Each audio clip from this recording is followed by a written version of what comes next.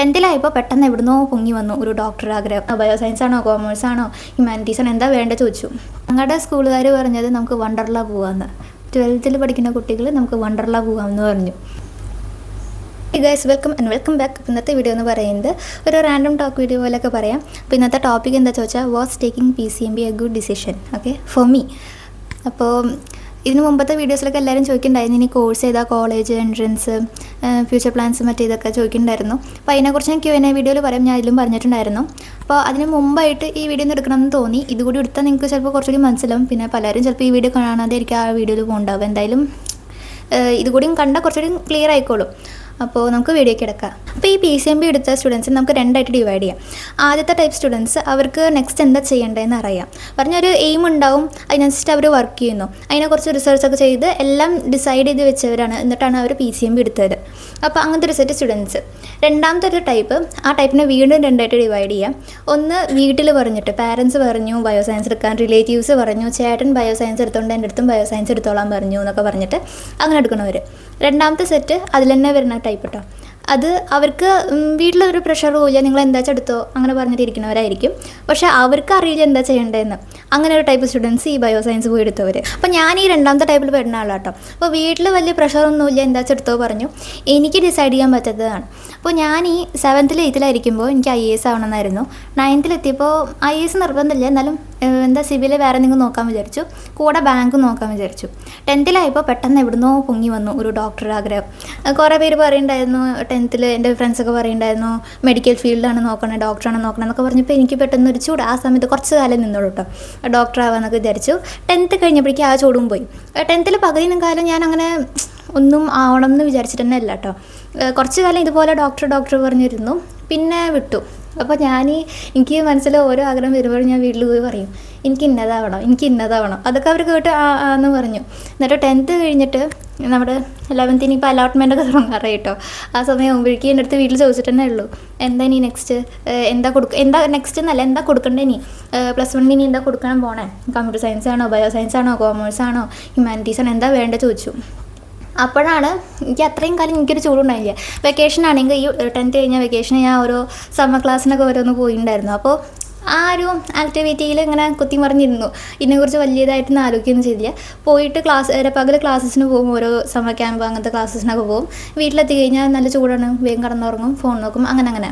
പക്ഷേ ഇതിനിടയിൽ ഒട്ടും നോക്കിയിട്ടില്ല എന്നല്ല, ഞാനിങ്ങനെ ഓരോരുത്തരുടെ എക്സ്പീരിയൻസ് വീഡിയോ ഒക്കെ നോക്കും. പക്ഷെ അത് മലയാളികളുടെ അങ്ങനെ കിട്ടില്ല, മറ്റ് സ്റ്റേറ്റ്സ് സ്റ്റുഡൻസിൻ്റെ ഒക്കെ എനിക്ക് കിട്ടാറ്. ആ സമയം ഇങ്ങനെ കുറേ യൂട്യൂബേഴ്സൊന്നും ഉണ്ടായിരുന്നില്ല നമ്മളിങ്ങനെ പറയാൻ വേണ്ടിയിട്ട്. ഞാൻ ഈ പറഞ്ഞ പോലെ മറ്റ് സ്റ്റേറ്റ്സിലത്തെ മറ്റ് ലാംഗ്വേജസിലത്തൊക്കെ യൂട്യൂബേഴ്സിനൊക്കെ ഇങ്ങനെ കുറേ വീഡിയോസൊക്കെ കണ്ടു.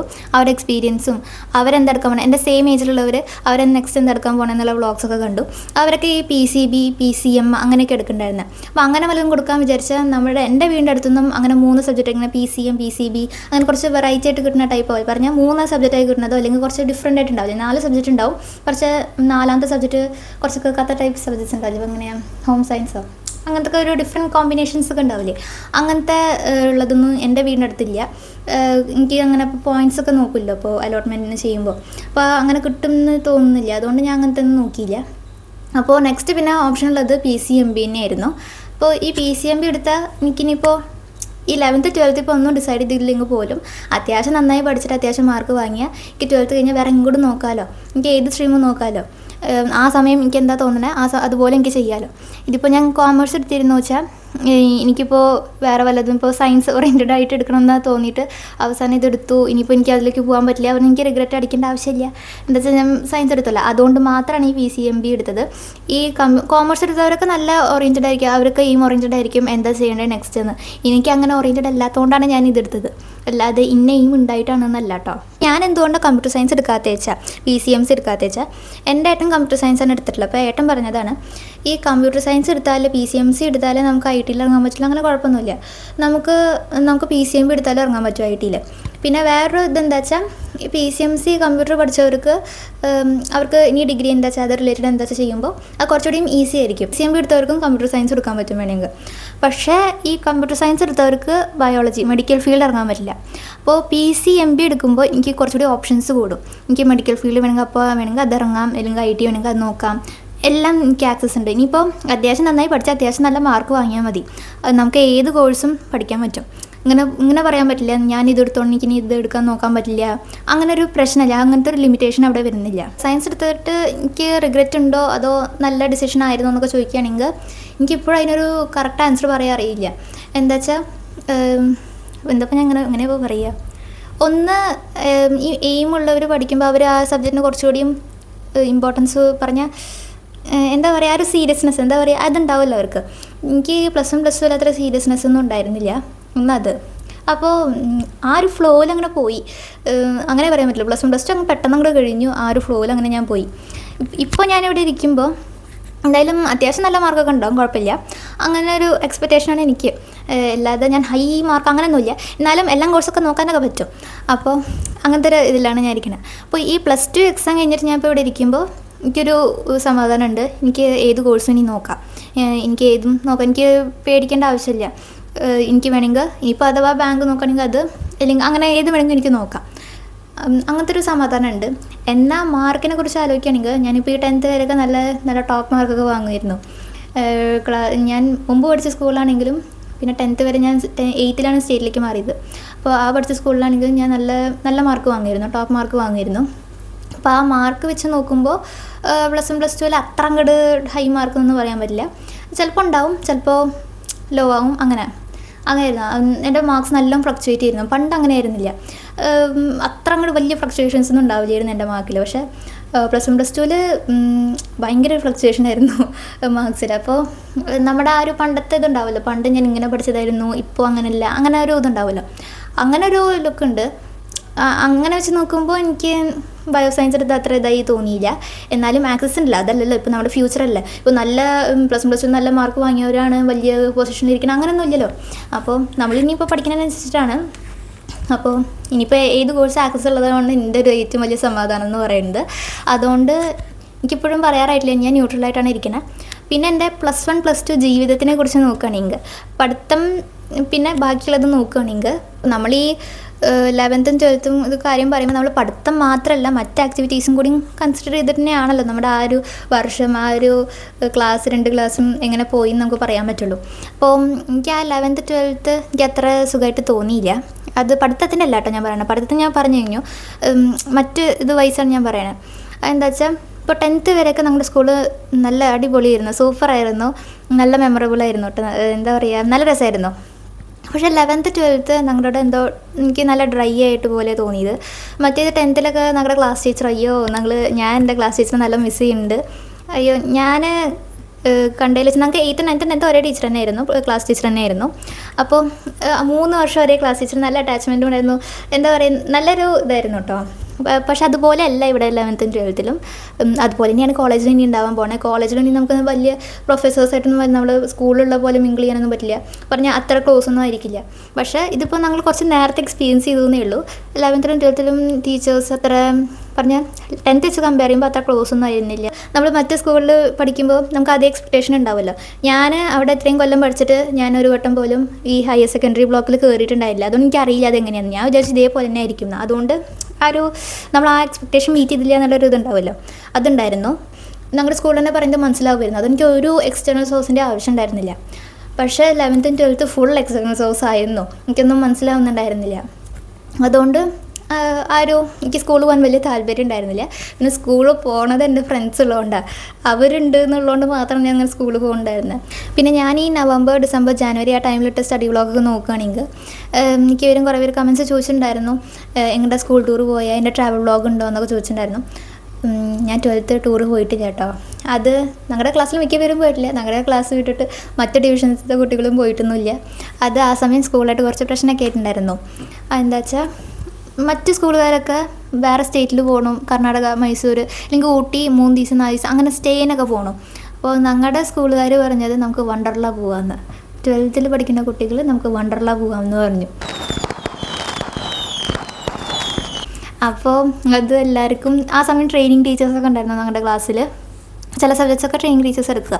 അപ്പോൾ അവർ ക്ലാസ് എടുത്തുകൊണ്ടിരിക്കുന്ന സമയമാണ് അവരൊക്കെ വന്ന് പറയുന്നുണ്ടായിരുന്നത് വണ്ടർലയാണ് കേട്ടോ ടൂർ എന്ന്.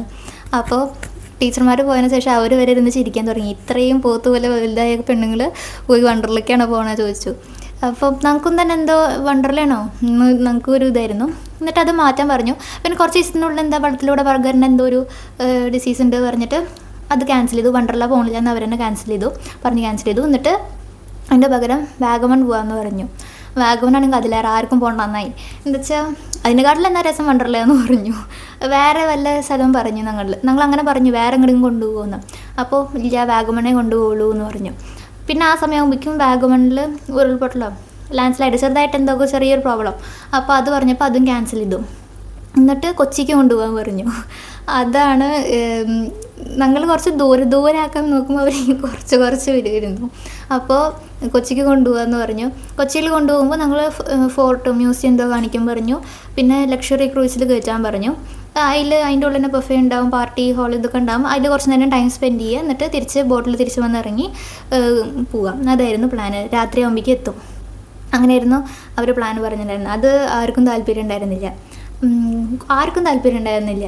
അപ്പോൾ ആരും ഒന്നും മിണ്ടുണ്ടായിരുന്നില്ല. ഇങ്ങനെ സമയം പൊക്കോണ്ടിരിക്കുക. അവർക്ക് ഇന്ന ഡേറ്റിനുള്ളിൽ കൊണ്ടുപോകണം എന്ന് വെച്ചിട്ടായിരുന്നു. അപ്പോൾ ആരും ഒന്നും റിപ്ലൈ ഒന്നും പറയുന്നുണ്ടായിരുന്നില്ല. അപ്പോൾ എനിക്ക് ഡേറ്റ് ഒന്നും ഓർമ്മ ഇല്ല കേട്ടോ. എനിക്ക് തോന്നുന്നു ഡിസംബർ ആയതിനു ശേഷം ഞാൻ പോയതെന്ന്, എക്സാമിന് കുറച്ച് സമയം മുമ്പ്.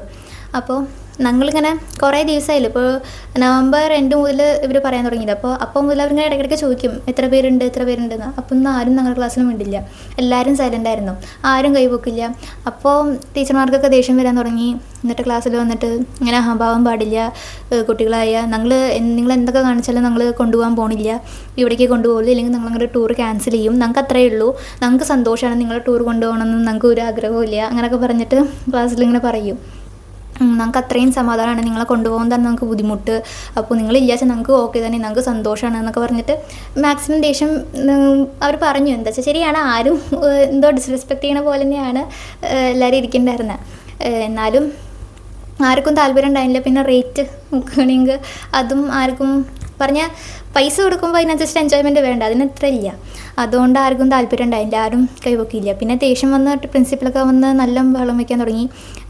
അപ്പോൾ ഒരു 4-5 പേര് ഞങ്ങളുടെ ക്ലാസ്സിൽ നിന്ന് 5-6 പേര് ഞങ്ങളുടെ ക്ലാസ്സിൽ നിന്ന് കൈവക്കി. അതേപോലെ തന്നെ അപ്പുറത്തെ ഡിവിഷൻസിലൊക്കെ ആകെ ഒരു ഡിവിഷൻ്റെ ഒരേ ഒരു കുട്ടിയെ പോയുള്ളൂ. പിന്നെ മറ്റേ ഡിവിഷനിൽ കുറച്ച് പേരുണ്ടായിരുന്നു. പറഞ്ഞാൽ ക്ലാസ് ഇപ്പോൾ 60 പേര് സ്റ്റുഡൻസ് സ്ട്രെങ്ത് ഉണ്ടെങ്കിൽ അതിലാകെ 10 പേരൊക്കെ പോയിട്ടുള്ളൂ കേട്ടോ. ഞങ്ങളുടെ ക്ലാസ്സിൽ നിന്ന് 6 പേര്, അങ്ങനെയൊക്കെ ഒരു ഡിവിഷനിൽ നിന്ന് ഒരു കുട്ടി, അങ്ങനെയൊക്കെ ആയിരുന്നു പോയിട്ടുണ്ടായിരുന്നത്. അങ്ങനെ ഒരു 21 പേരൊക്കെ ഉണ്ടായിരുന്നു തോന്നുന്നു ടൂറിന്. സ്കൂൾ മൊത്തം കേട്ടോ, ഹയർ സെക്കൻഡറി മൊത്തം 20 പേര്. അപ്പോൾ ടീച്ചർമാർ പറഞ്ഞു ഞങ്ങൾ കൊണ്ടുപോകും, ഈ കുട്ടികൾക്ക് പോകണമെന്നുണ്ട്, നിങ്ങൾക്ക് പോകണമെന്ന് വെച്ചാലും ഞങ്ങൾക്ക് കുഴപ്പമില്ല, ഇവർക്ക് പോകണമെന്നുണ്ട്, അപ്പോൾ ഇവരെ ഞങ്ങൾ കൊണ്ടുപോകും എന്ന് പറഞ്ഞിട്ട് അവരെ നല്ല സപ്പോർട്ടൊക്കെ ചെയ്തു. ഇവരെ ഞങ്ങൾ മനസ്സിലാക്കുന്നുള്ളൂ, ഇവരാണ് ശരിക്കുള്ള പറഞ്ഞാൽ വിദ്യാർത്ഥികളായ ഇങ്ങനെ വേണം, ഒരു ഒത്തൊരുമ വേണം, നിങ്ങൾക്കൊന്നും ഒത്തൊരുമ ഇല്ല, നിങ്ങളൊക്കെ ഡിസ്റെസ്പെക്റ്റ് ചെയ്യുന്നു ഞങ്ങളെ, അങ്ങനെയൊക്കെ പറഞ്ഞത് പറഞ്ഞു. പിന്നെ റേറ്റ് കുറച്ച് ഞാൻ പറഞ്ഞ പോലെ ഇതായിരുന്നു. അപ്പോൾ ഈ ലക്ഷറി ക്രൂയിസ് റെൻറ്റിനെടുക്കാൻ മാത്രം ഇതുണ്ടായിരുന്നില്ല, ആകെ കുറച്ച് പേരല്ലേ ഉള്ളൂ. അപ്പോൾ റെൻ്റ് എടുക്കാൻ ബുദ്ധിമുട്ടാണ്, കുറേ കാശ് കൊടുക്കേണ്ടി വരും ഒരു പേഴ്സൺ തന്നെ. അതുകൊണ്ട് അവരത് ക്യാൻസൽ ചെയ്തു. എന്നിട്ട് അതിൻ്റെ പകരം കൊച്ചിയിൽ തന്നെ വേറെ എങ്ങനെയും കൊണ്ടുപോകാമെന്ന് പറഞ്ഞു. എന്നിട്ട് അവർ പ്ലാൻ ചെയ്ത് വെച്ചു, ഇനി 20 പേര് ഇവരെന്നെ കൊണ്ടുപോകുള്ളൂ, ഇനി നിങ്ങൾ ആര് കൈവക്കിയാലും ഞങ്ങൾ കൊണ്ടുപോകില്ല എന്ന് തന്നെ പറഞ്ഞു. അതുകൊണ്ട് ഇവർ പ്ലാൻ ചെയ്തു. പിന്നെ ഞങ്ങൾ ടൂർ പോകുമ്പോൾ ഓരോ നിയമങ്ങളുണ്ടാവുമല്ലോ. കൊച്ചിയിലേക്കാണ് പോകണമെന്ന്, അവിടെ ഏതോ മ്യൂസിയം അങ്ങനെ എന്തൊക്കെയോ കൊണ്ടുപോയി. പിന്നെ ഒരു ഹൗസ് ബോട്ട് കൊണ്ടുപോയി, അതാണ് കൊണ്ടുപോയത്. എന്നിട്ട്